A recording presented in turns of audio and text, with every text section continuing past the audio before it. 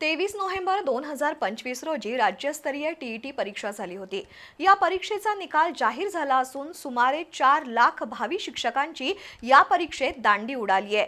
टीईटीचा केवळ 11.28% निकाल लागल्यानं गुरुजींच्या शैक्षणिक दर्जाचाच प्रश्न निर्माण झालाय।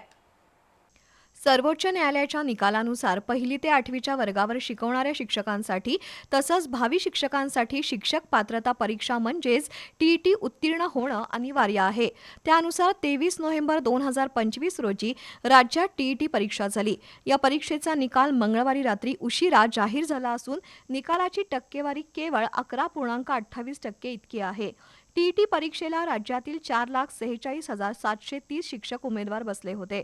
त्यातील केवळ 50,369 शिक्षक टीईटी परीक्षा उत्तीर्ण झाले आहेत, तर तब्बल 3,96,325 परीक्षार्थी नापास झाले आहेत।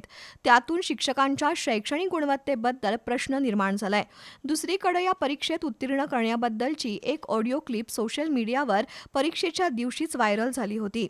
त्यातून कागल तालुक्यातील मुरगुड पोलीस ठाण्यात गुन्हा नोंद असून त्यातील 36 संशयित उमेदवारांचे निकाल परीक्षा परिषदेनं राखून ठेवले आहेत। त्यामध्ये पेपर 1 मधील 16 आणि पेपर 2 मधील 20 उमेदवारांचा समावेश आहे। शिवाय टीईटी परीक्षेतील चुकीच्या प्रश्नाबद्दल काही उमेदवारांनी शंका उपस्थित करून परीक्षा परिषदेकडे तक्रारी केल्या होत्या। त्यामुळे त्या चुकीच्या प्रश्नाचे गुण परीक्षार्थींना देण्याचा निर्णय परीक्षा परिषदेनं घेतलाय। एकूणच टीईटी परीक्षेतील निकालाची निच्चांकी टक्केवारी ही शिक्षण क्षेत्रातील चिंतेची बाब बनली आहे। आडात नाही तर पोहऱ्यात कुठून येणार या म्हणीप्रमाणे शिक्षकच अभ्यासात कच्चे असतील तर ते विद्यार्थ्यांना काय शिकवणार असा प्रश्न उपस्थित होतोय।